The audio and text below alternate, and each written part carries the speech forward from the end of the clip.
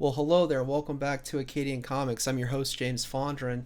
And in this special comics haul, hippie edition, last weekend I went up to New Falls, upstate New York, and I stopped by kind of this hippie shop in New Falls. And it was more really a record shop, but they had a small comic section. Now, they had some independent comics like Dr. Fu Manchu, you see, by right here actually, by IW. And I've already looked at some of these things online, but the bottom line here is they had two or three short boxes, and then two of the three short boxes were like just smut comics, like dirty nasty comics. I felt dirty just going through them to see if there was any gold there, but that's what I do here for my viewers here at Acadian Comics. So without further ado, I'm just going to go through real quick what I found. So the first thing I got was Dr. Fu Manchu, and I've repackaged these in new bags and boards because what they had there was kind of meh, So this was 10 cents a comic. I think this was from in the 50s, right? So we're going back in time here. So Dr. Fu Manchu, politically correct, probably not, but hey, product of its time, right? Fun stuff. And then this is Avengers 86, issue 86, and yeah, I mean, in terms of value, it's got some marking on it, but hey, it's got that nostalgic feel to it. I thought it was I thought that was kind of cool. It was 15 cents a copy, so it reminds me of the previous Silver Age comics haul I did. I guess this is comics haul number 8, the Ocho. So we'll be doing that. This is number 8 for comics haul, right? So the next one is the Losers. DC. This is a DC comic, 20 cents a comic. Right? We're getting into that Silver Age. We're in the Silver Age, I believe, with this one. And then we got a Valiant comic, which is not in the Silver Age, but this is Magnus Robot Fighter. And yeah, so I picked this up. I thought that was a cool comic. Wanted to see some older Valiant work, definitely in the independent space, not a Marvel or a DC, right? And then I found this. So there were two copies of The Return of the Man of Steel, and I'll try to position those as best I can so you can see both covers. And like this is when Superman like came back as a robot. I'm opening this one of them. We'll just take a peek through it real quick. This will be a relatively quick one.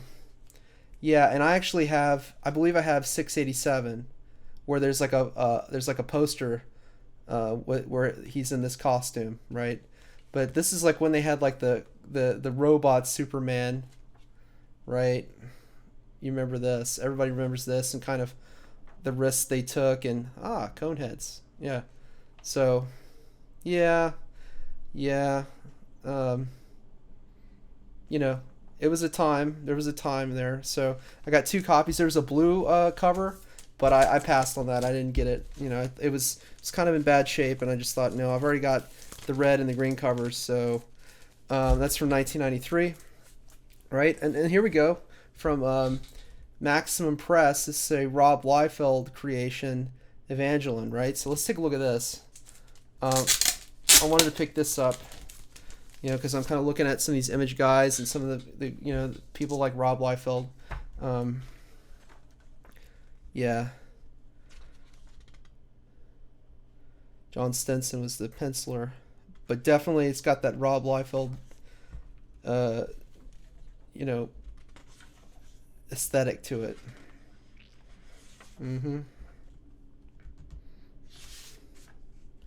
Yeah, I like it. I dig it. I dig the 90s. The 90s was cool. Cool time for comics. I kind of want to bring in a kind of a 90s aesthetic into my work too. So, yeah. Yeah. Interesting stuff. So, anyway, that is Evangeline number 3. So, and again, penciled by what, Stensman? Yeah, John Stensman, and he did the cover here. This is a John Stensman cover. Then I found my last piece, which is The Price. Now, this was like a little gem I found. So this is very... Uh-oh. Hold on. I might have made a mistake here.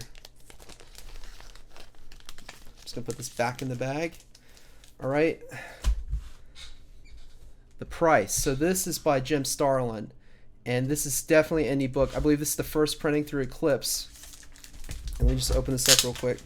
This is an oversized comic, and so I don't have any bags and boards that would fit oversized comics. Maybe I'll have to look into that in the near future. But if the name is familiar to you, Jim Starlin, it should be. He created Thanos, I believe.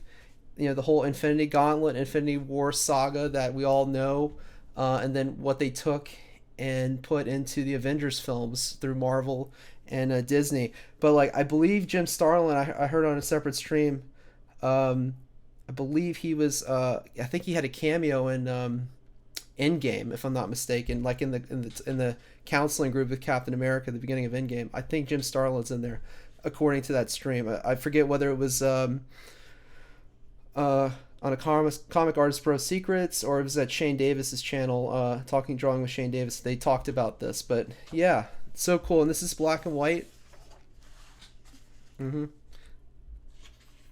Delaware Street, Staten Island, October 1981. Yeah, see that? Look at the detail here. Look at, like, we complain about some of the description boxes here, but this, you talk about godlike. This is even more detailed than godlike. Look at that. So check it out. Check out some of the art here. So maybe I'll read this and do a more thorough, in-depth review, but interesting art style by Jim Starlin, black and white. I'm thinking, am I going to go black and white with my comic and then go back and color it? I don't know. I mean, if I can do what I can do, I'd say I'm a long way from drawing a comic, but deciding whether or not I'm going to get it colored or not. So interesting concepts, but that's it for this edition of okay, I didn't want to see that, but that's it for yeah, there's some male anatomy in here. That's it for this edition of Comics Hall. This is Comics Hall number 8, and maybe I'll do a review of The Price by Jim Starlin. So that's it for now. Take care, and I'll catch you right here next time at Acadian Comics. Bye for now.